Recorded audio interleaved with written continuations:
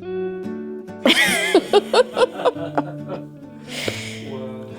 that on video. I don't know how to deal with the traffic or the roads being dug up. I'm not nearly as kind to them as you are. You had a very strange expression on your face just now when you said that.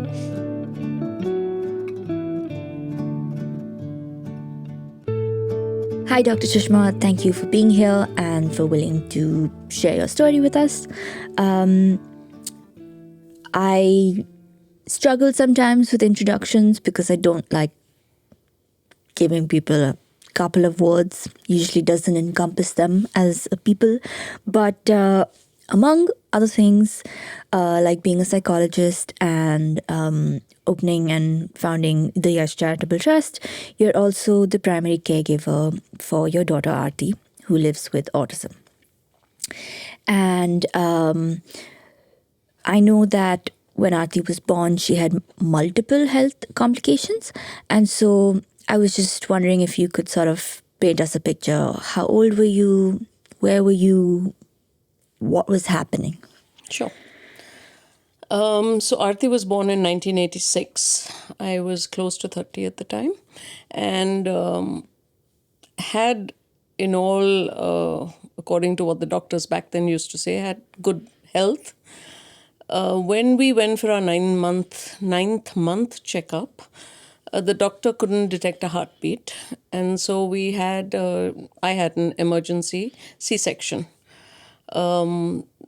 They do what's called the fetal, she had fetal distress.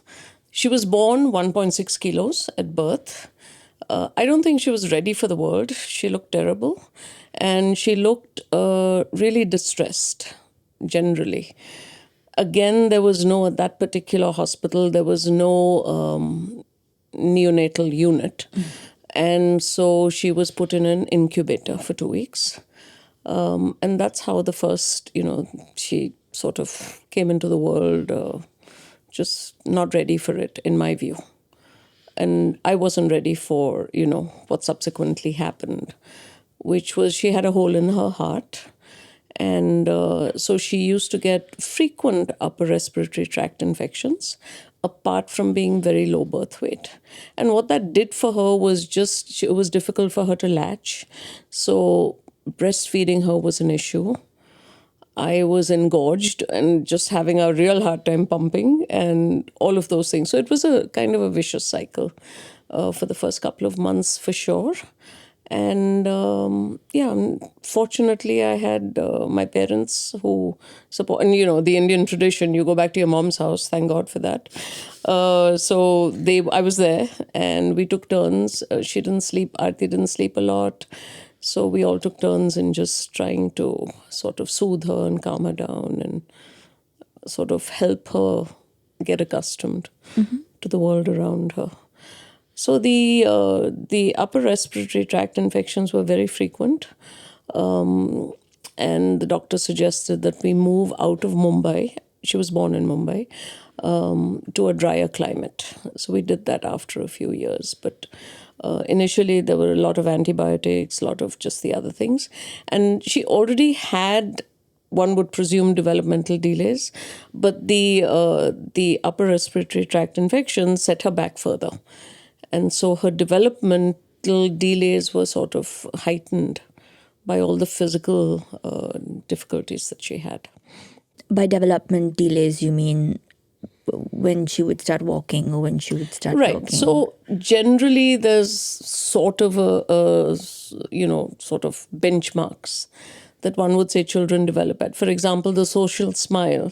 Typically it happens at 3 months, where the infant will recognize a primary caregiver and, those who are part of the family or the household. She didn't have that. She just was a very blank kind of expression on her face. There was no social smile. She didn't turn over when she needed to. She didn't crawl at all. So there were none of those initial, sort of behaviors that she should have exhibited at the time.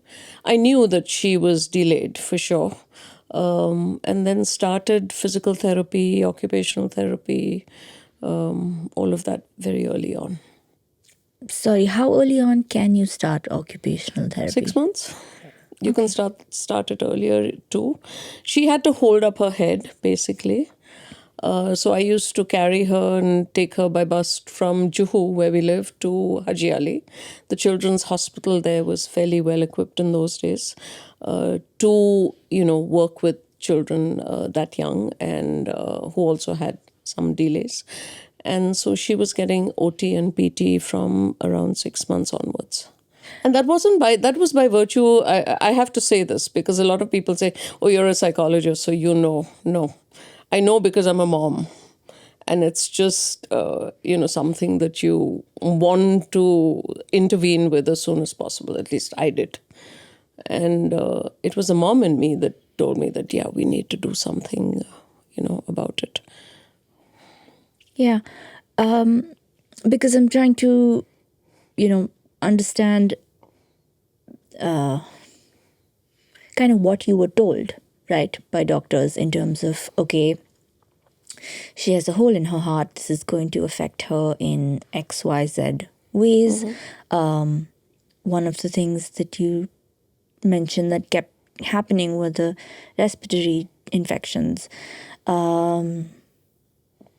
Did they tell you when it would end? How to deal with it? Yeah, it was traumatic for me because I had to keep her on my lap and keep her still while they did so it's like a machine where they detect the heartbeat and then you get a graph.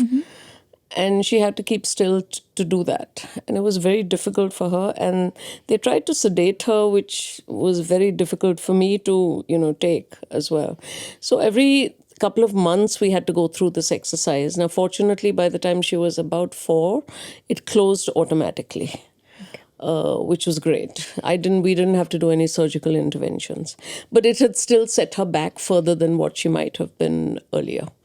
That also impacted her growth, as in ability to put on weight and all of those things that would help her become healthier. But it's part of her life and our life, yeah. And it's just something one had to do. So you said that you moved back to your mom's house. What other support circle did you have at that point? My parents were the primary. Then I had my brother was close by. My sister was not close by. So that was family. And in a way, Aarti has a cousin who's very close in age, Ashaita. My brother and his family were right there, and we were sort of, 2 babies, and both of them have grown up together pretty much. But it was nice also in a way to compare notes, because Ashaita was typically developing infant, of course, and Aarti was delayed. So for me, that was also a way to say, hey, this is, we need to get her up to speed kind of a thing in whatever way we can help with development. And so it was a good thing to have family so close by. Then, of course, friends and, everyone else. It was very important. You mentioned that her dad was away. So Aarti's dad was in the Merchant Navy. He's no longer with us. He passed away a couple of years ago. He was away working in the Merchant Navy for long periods of time. He was there when she was born, but subsequently after that, he, of course, had to go back out to sea and was absent from her life and our life for several months of the year, which was challenging for her as well, I'm sure. And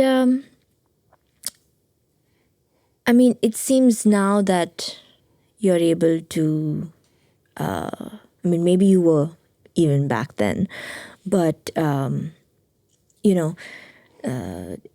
take your niece as a reference point to try and understand what's going on.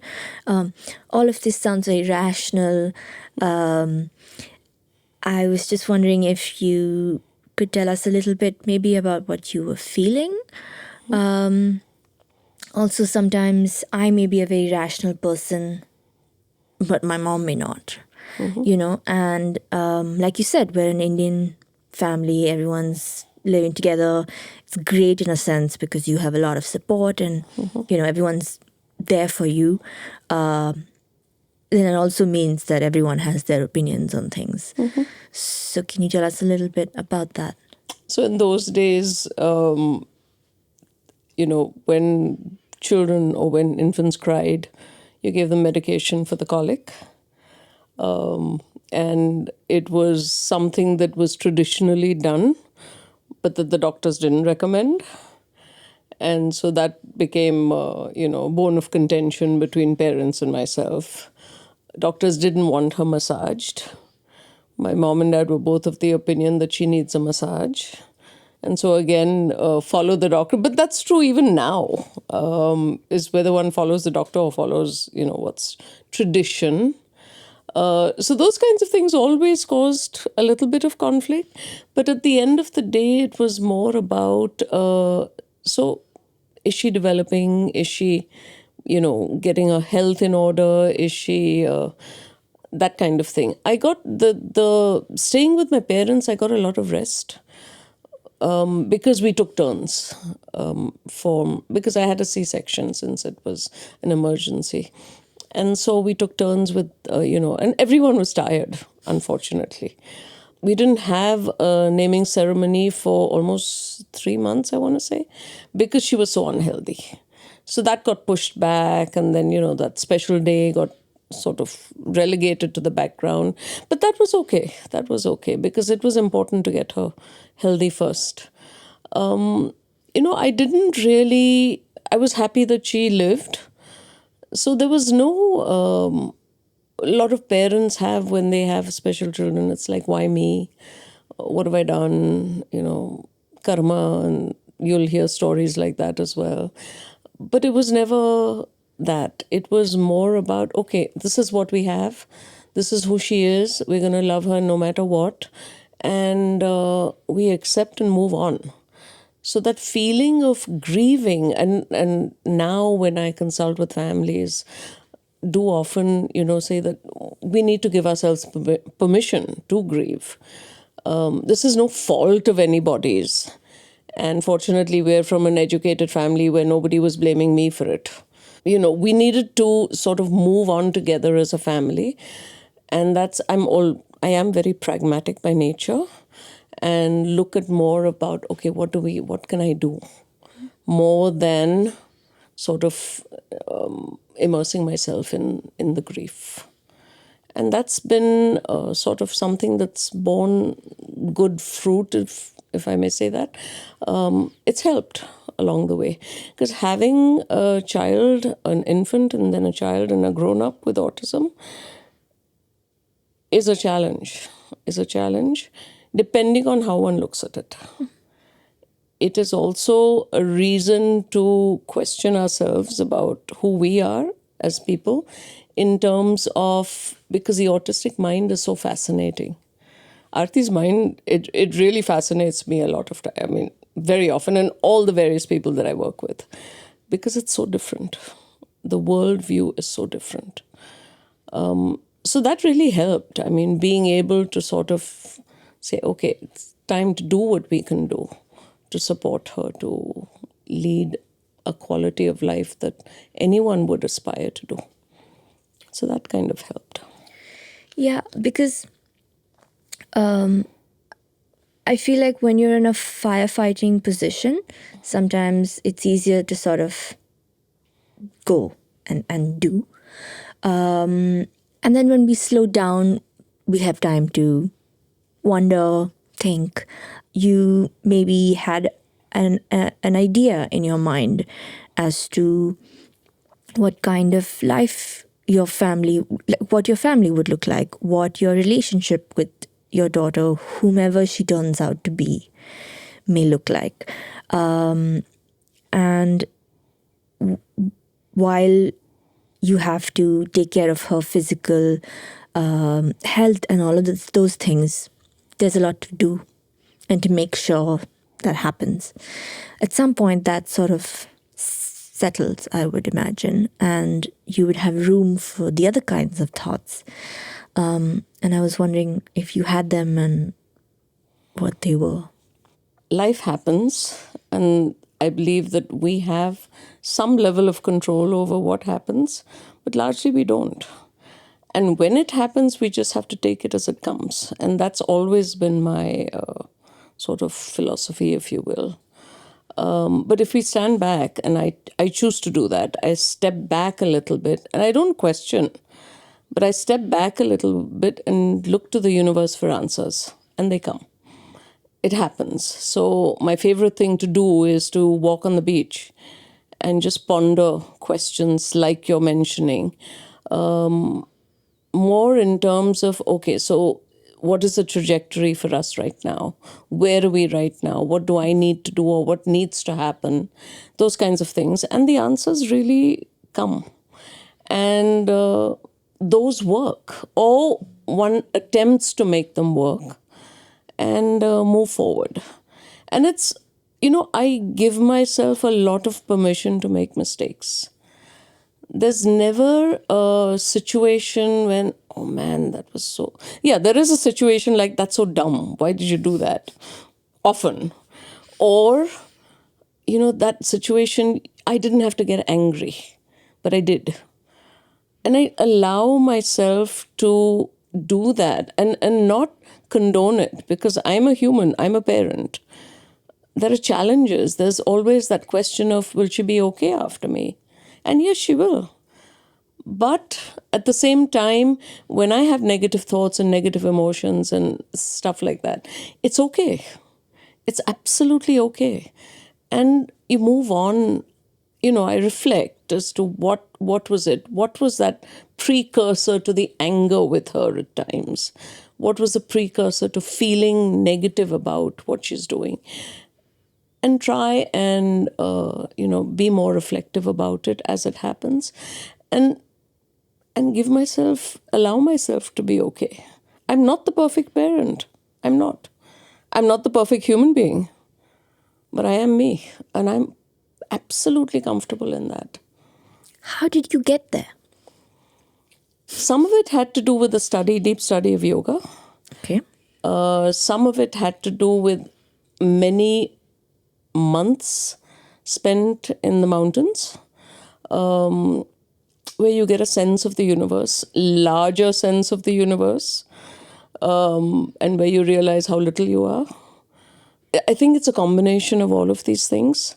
And it's a combination also of wanting to be alone sometimes and not being uncomfortable with it. It's a sense of just being, which I enjoy, really enjoy. And as I said, walking for me helps me put problems into perspective, so the problems are not overwhelming. But if I find myself like constantly on the go and needing to go, I take a mental health break and go off to the mountains. And the phone doesn't work, which is perfect. The universe will take care of Aarti, universe and the family, but she'll be taken care of. I have done what I can, and just take a break and rejuvenate and re-energize and come back. It's really nice to know that you can do that and that you have found a place, because like you said, things will keep happening in life, and you can only self-regulate so much in a moment of emotional provokedness. You started to mention a little bit about, how Aarti's worldview is different. And I was wondering a couple of things. One is, what level of insight do you think she has in terms of what is going on? Because I was wondering how that has impacted your learning journey with her, right? Because if Aarti understands to a certain degree that she has these limitations but these strengths, then maybe she's able to support you in your attempt to support her. And if, say, she has no insight, then maybe it's a little harder. So Aarti has, Ira, as is typical of a lot of people with autism, language difficulties, right? So expressive language as well as receptive language is difficult. Expressive language is the way you speak, what you say. I mean, the way you express Express yourself. yourself. Yeah, what you say, it can be even body language and, just gestures and so on. Receptive language is what you understand from what other people say to you. And so typically, within the autism spectrum, this is known to be a challenge for a lot of people. Aarti has these challenges too. And so it's very hard to ascertain what insight, coming back to the whole thing of insight, she has. At times, she does indicate that she has it. She's very perceptive about my expressions and what those expressions convey. So she'll then check back with me. Are you happy, or are you angry, or are you sad, or are you whatever? So she will check back to make sure she's understood that correctly. And that really creates for a very rich communication in that sense, because we are talking on a different level at that point in time. So she has some insights. Over the years, we've talked a lot about autism and how she's just different. In that, her brain is wired differently. And so she gets that. She understands that and these days, her new thing is listening to aeroplane engines. And so she's started doing that for long periods. And she'll find on her iPad different types of jets and, I don't know, warplanes or whatever it is. I stay away from it. But she likes to compare the sounds, and she listens to the nuances. Sometimes she'll tell me when there's a aeroplane passing over our house, that's an indigo, that's a jet. And I'm like, no. And then I look out of the window and it is. And I don't know how she knows that, but she's very attuned to that right now. So her insight is that she is very sensitive to the universe auditorily, hearing the universe. And she knows that. That is the same thing is true of music for her. She's very perceptive about music and what it does for her. Whenever she's not feeling in a good mood, or whether she's sad, or she listens to particular kinds of music. And that is, for her, that is her go-to, which is great, because that's a skill that she's going to, have, and it's going to serve her well for life. So those are the kinds of insights that she has. She's very insightful about when people like her and people who don't, or don't accept her for who she is. Again, it's her behavior then that changes. She'll ignore people that obviously don't want to have anything to do with her, which happens. And it happens quite a bit. But as far as her challenges in other ways go, she knows that she needs help, and she asks for it, to the danger of just a learned helplessness kind of a thing, of I need help no matter what, which again, we have arguments about that. So she's got that level of insight. Now, it's not at a higher intellectual level as such, but day-to-day life, those kinds of things she does. I guess the conversation with your mom about clean your room will always be the conversation with your mom about clean your room. I know that you all shifted to the States for a while, and I was wondering what that was like, whether maybe the infrastructure for disability was better, I don't know, but the social support wasn't there, or maybe even the infrastructure was not so great. I don't know. So we moved to the US because our green cards came through.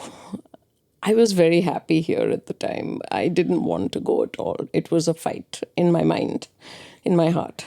is this really the best thing? Because, apart from Aarti and her younger sister Divya, and apart from all the rest of it, I was very happy doing what I was doing, which was working with families, as well as a psychologist, but also, writing for the newspapers about the disability sector. The pressure that I felt, my husband, we were still married then, and my husband 100% wanted to go. It was almost to the point of, if you don't come, I'm going anyway, and then we'll see what happens. So I said, okay, Baba, I'll be the good wife and I'll follow. The question was always, people kept saying it's going to be a better situation for her. She's going to have more opportunities. She's going to be better. She's going to, and some people, of course, although autism can't be cured, they're going to say they're going to find a cure and this and that and the other. So the guilt crept in, right? If I choose to stay here, we can manage fine without Atul because half the time he's not there anyway. Will I be depriving my children? That was the guilt. And so because there was so much pressure from everyone else, we went. I hated it. The other piece of it, and Atul had a job, but it was not a very well-paying job. By then I had a master's in clinical psychology and had been working for a couple of years. But my master's wasn't recognized. So when we got there, I had to either choose to work in like a place like Walmart or something like that, or then to get myself an advanced degree. And I chose to do the latter. Fortunately, my grades had been good, etc., etc.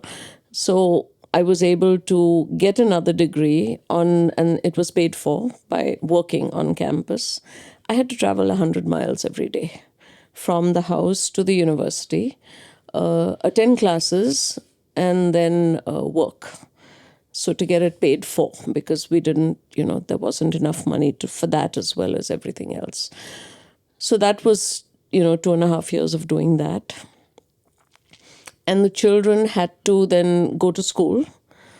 Aarti went into the public school system because the law in the United States is very, very strong in terms of you have to abide by it.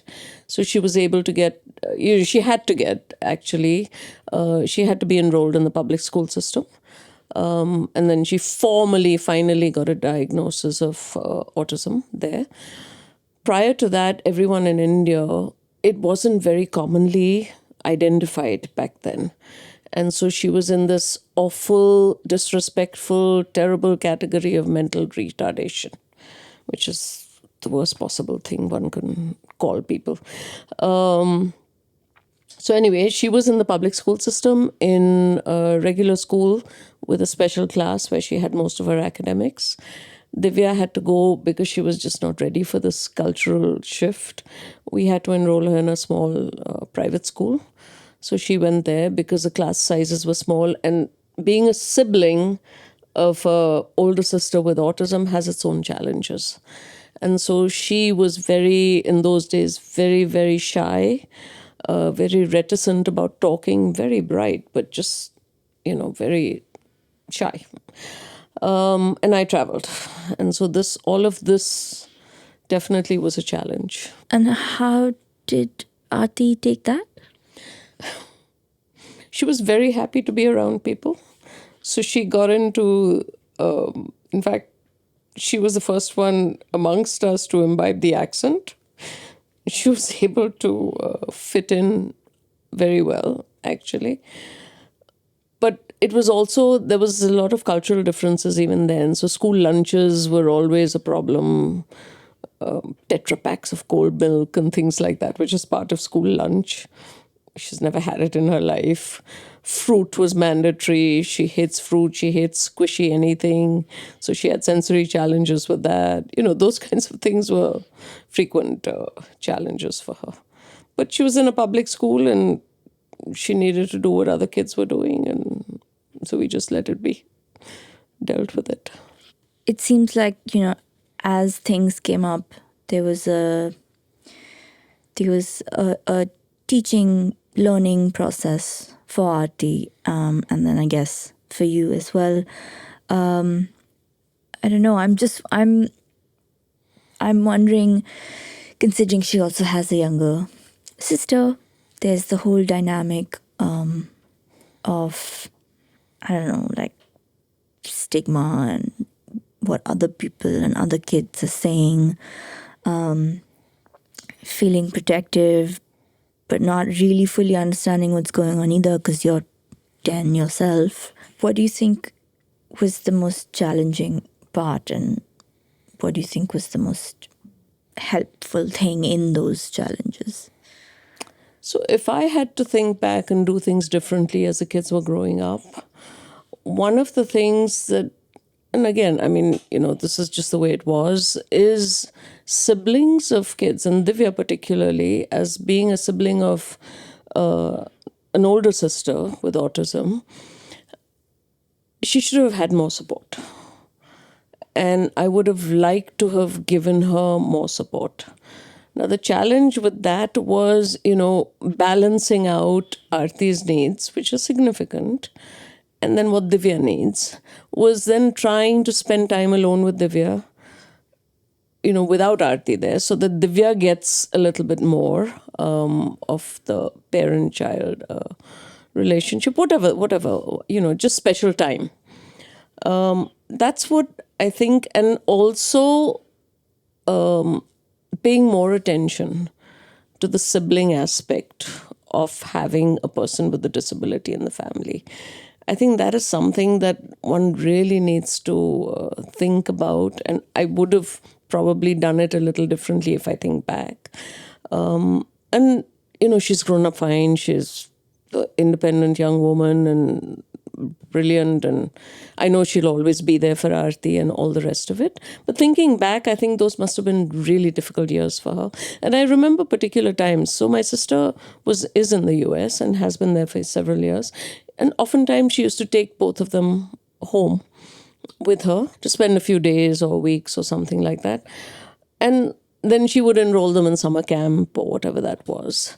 And oftentimes children were mean to Aarti.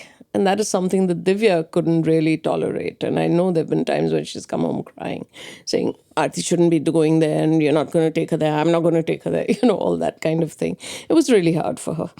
And so being able to sort of navigate those things, I think, really needs proactively is something that I would have liked to have seen different if things were, could have been controlled. But that is really an important piece of it that I think somehow we missed out on. And it's hard. It has to be hard. Although her friends who came home were very accepting of Aarti and all that. And Aarti never had friends growing up. Now she does because of the NGO and everything else. But those days must have been difficult even for Divya to try and, involve her.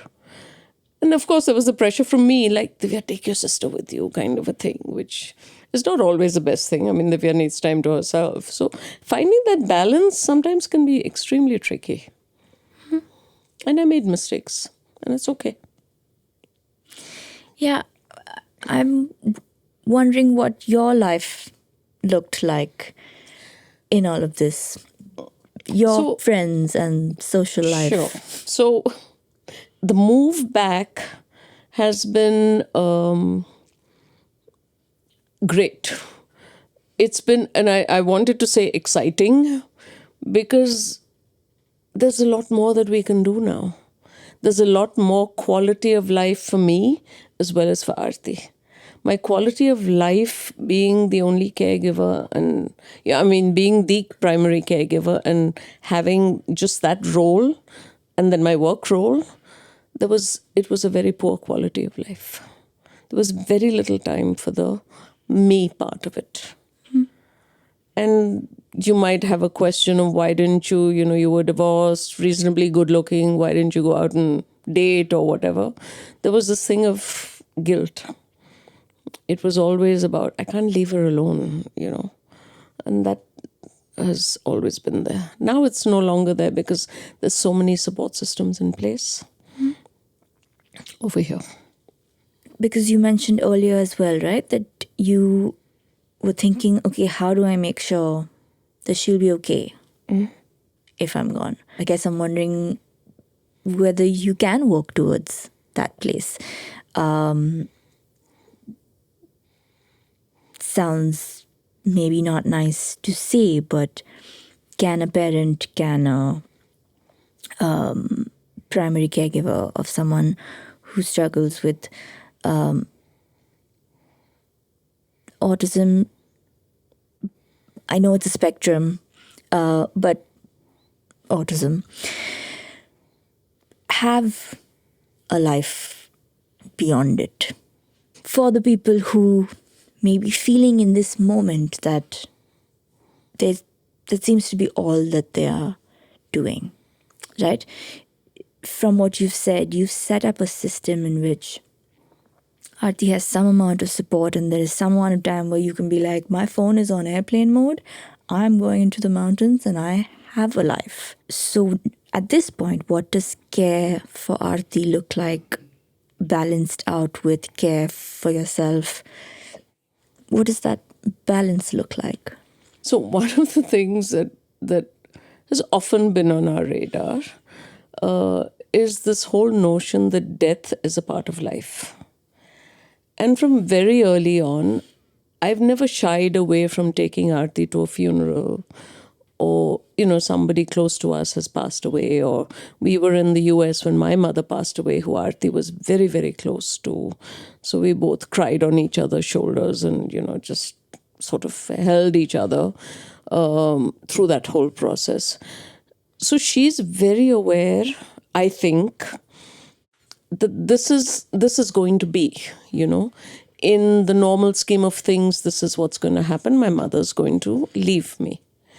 Now, what that also is helping us do is to carve out for Aarti in her mind, and I'm hoping this is carved out because she's not going to say this to me, that yes, I am responsible for myself.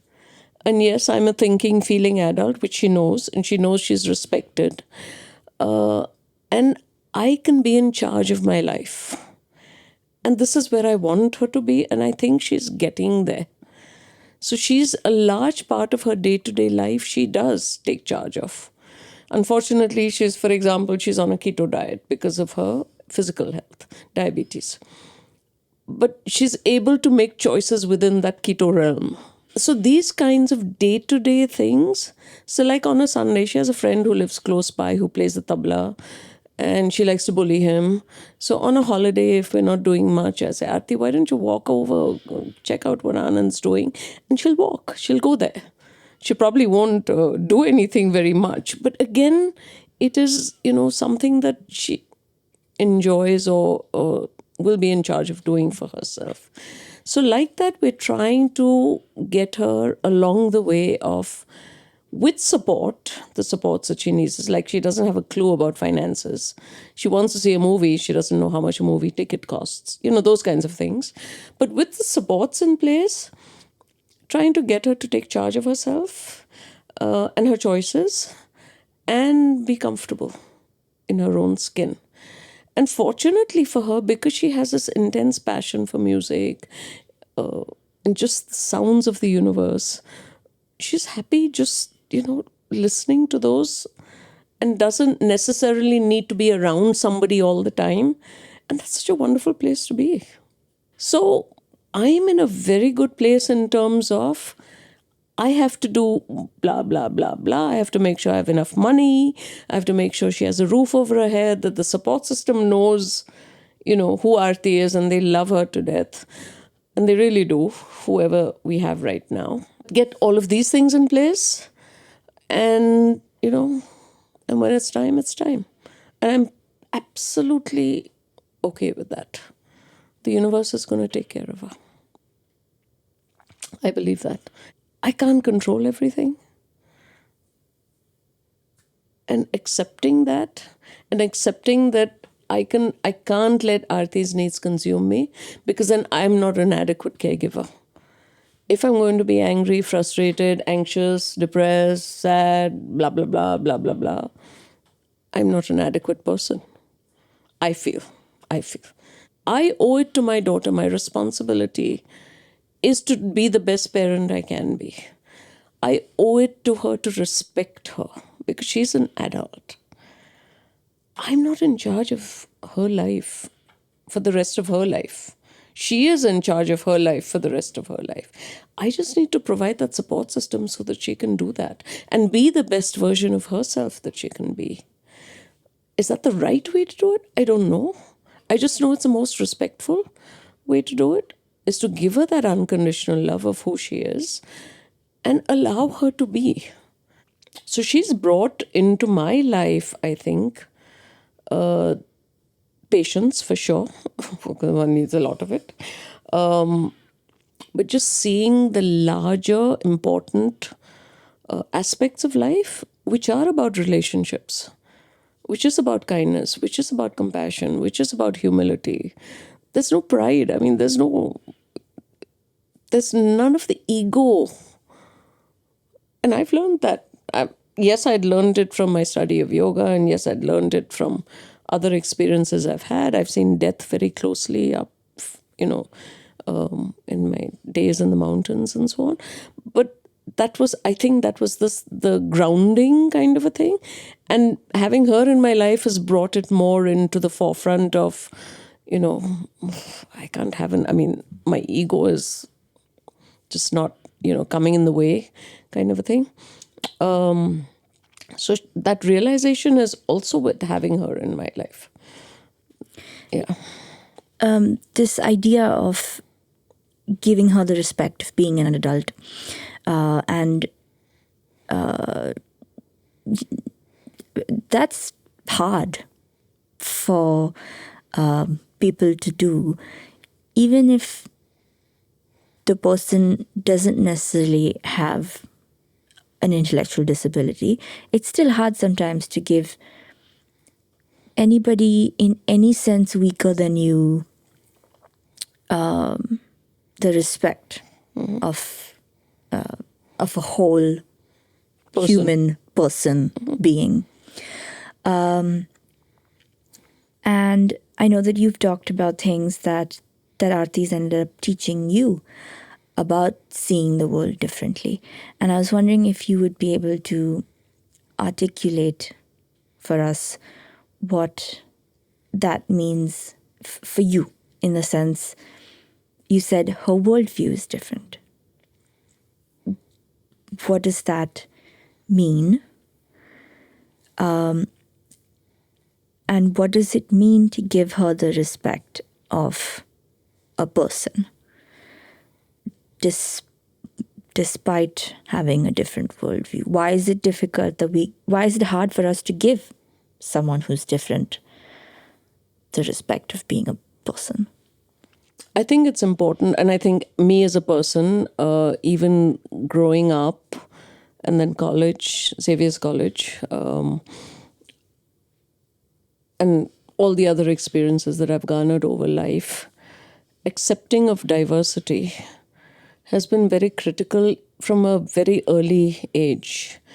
I still remember, and this is a long time ago, when my grandmother used to, call the cobbler, the mochi or the bhajiwali or whoever it was, to the door and give them prasad or whatever. But she'd give it to them from up here, and they were supposed to take it from down there. And it was like she'd drop it into their hands, didn't want to touch them. If they asked for a glass of water, there was a special, different, lota, whatever that was there, that was only theirs, and she'd put it on the floor. It used to make me really angry back then when I was a kid as to why is she treating them. There was an obvious difference. Why is she treating them like this? And that sense of social justice, if you will, was imbibed very early on. And then in college, Xavier's also was, back in the day and maybe even now, but used to be, there was a lot of these experiences that created the sense of everyone is equal. We need to be accepting of everyone's differences from very early on. And that's always been part of my belief system and my values. And so it's been a natural progression, even with having a child with a difference, of accepting of that diversity and accepting of that person of who he or she is. And that's driven a lot of the further thinking about, then if we're accepting, then they deserve the respect that anyone else would give, and we need to do that. And so it's just part of, I don't know if this makes sense, but it's part of that internal persona of so many years.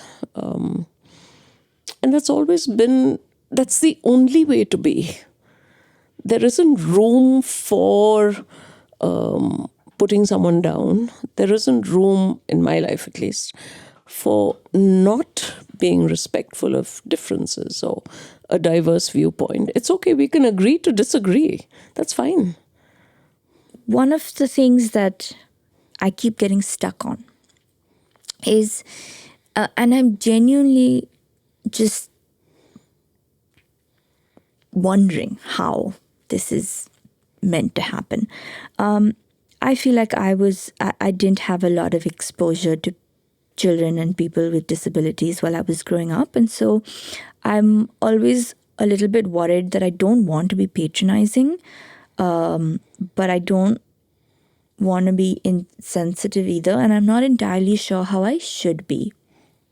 And in the past couple of years, I've had some more number of interactions. And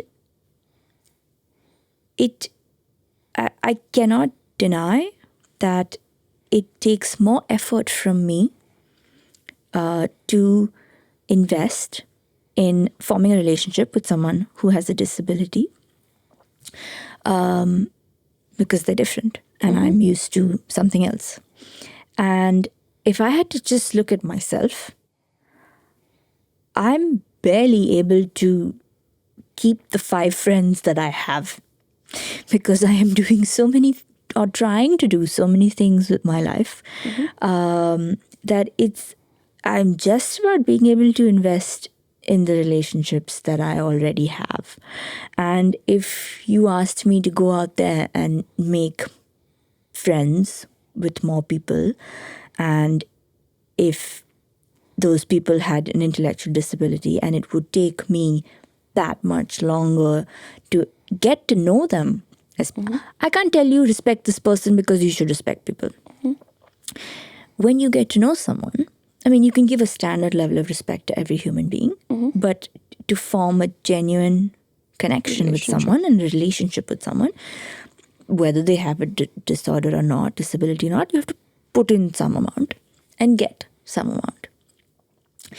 And I was just wondering how in the world, with everybody's chaotic lives, this would ever be able to happen. Because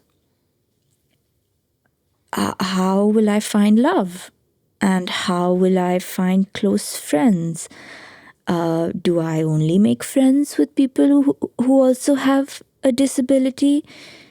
Is that maybe sometimes way harder to do because both people are not really being able to talk to each other in a way that the other person understands? And I was just like, this is really sad on some level, because everyone deserves friends and love. And right now, in the ridiculously fast-paced world that we live in, you may not have an intellectual disability, you might still not have any friends. And then the only thing that came to my mind was education, and start when they're born. But I was wondering your thoughts on it, because acceptance, theoretically thinking about these things, is one level. If I just don't have the money and I have to do this, and it's easier to put a screen in front of the child, then that's what I gotta do to survive. But then I'm not necessarily being able to create the most supportive environment that I can for my child. But I'm stuck.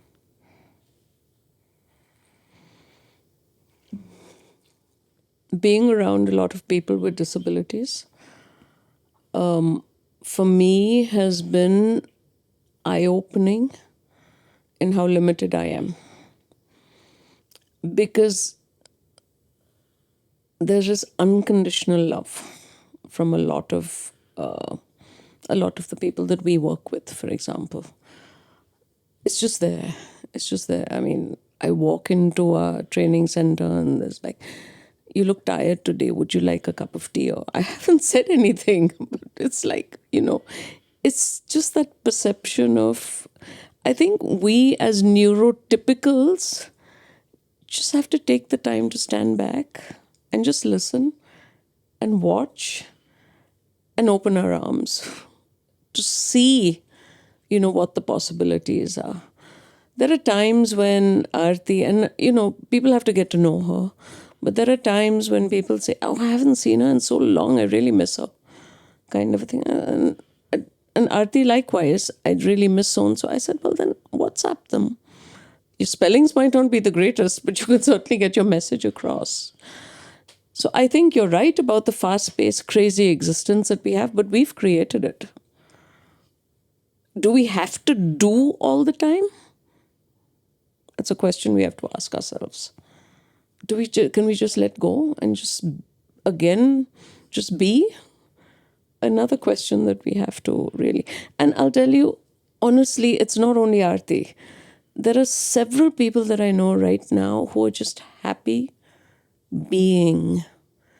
They don't crave that relationship that we think everyone should be around people. They have a different sort of dynamic with their world. And it's okay because they're just happy in that sense, in that way. Yes, I mean, we want companionship, we want relationships, but is that true for everyone? I'm not so sure anymore. Having been around a lot of people who are neurodiverse, and I myself am very happy alone. So is it a need? I don't know anymore, honestly. But I would say that if we could just step back and, as you and everyone else in your circle kind of just watches, the answers will come about how much value a relationship with somebody who's neurodiverse has. I also want to put in a caveat here. I mean, whether you ask it or not, is that I don't really have all the answers to anything. But I do know that we have to take charge not only of our own lives, but also take charge and be okay with even all, the negative emotions that might come, the anxiety, the worry. But again, that's just a part of it. It's not, we have to be able to see beyond that. And this whole issue of what can I do and what can I control and what I can't is a really important one to try and understand. Which creates then, at least for me it's worked, is just to create that sort of, this is what I do have control over. Take her to a nutritionist, get her on a keto diet. But then, as much as she hates it. As much as, yeah. But, these are the things that I can help with. There are some things that I can't control. And I have to be okay with that. I think most often we give more attention to the things that we can't control, which then gives them more. And we allow them to overpower our lives. And then, gives them more, makes us feel more overwhelmed by them versus focusing on the things that maybe we could do something about. Thank you so much for sharing all of that. And I think I'm definitely going to do less and be more. Good luck. Great. There's something that we do at the end of each episode, which I think works beautifully for this one. At Agatsu, we practice something, or we propose something that everyone practices called emotional hygiene. The idea is that, there are many components. One of them is that we should focus on the little things and allow the things that bring us joy to bring us as much joy as we allow the not so good things to bring us not so good feelings. So I'll give you a clipboard and we will both write down something that didn't go so bad today. Okay. And now you write. Something that didn't go so bad. Or that went well. So do I write? Yes.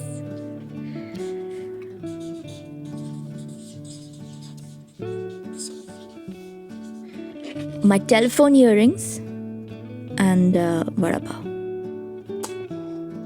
So mine is a long one. That's okay. I was able to talk to the crow. Oh. Keep it drink. Water. Which window? Your window? Normally I don't have time to do it. Oh. That's nice. That means you managed to slow down this morning. I did. Great. Thank you so much. Thank you. Thank you for watching The Curious Case Off with me. In the description below, there will be links, further reading, summaries, guidelines, resources, everything that we could find and put together that we think you might find helpful.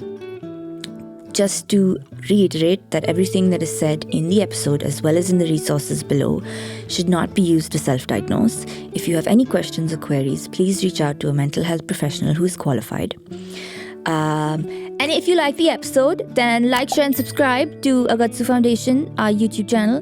And if you want to know anything more about the organization, then you can find out at www.agatsufoundation.org.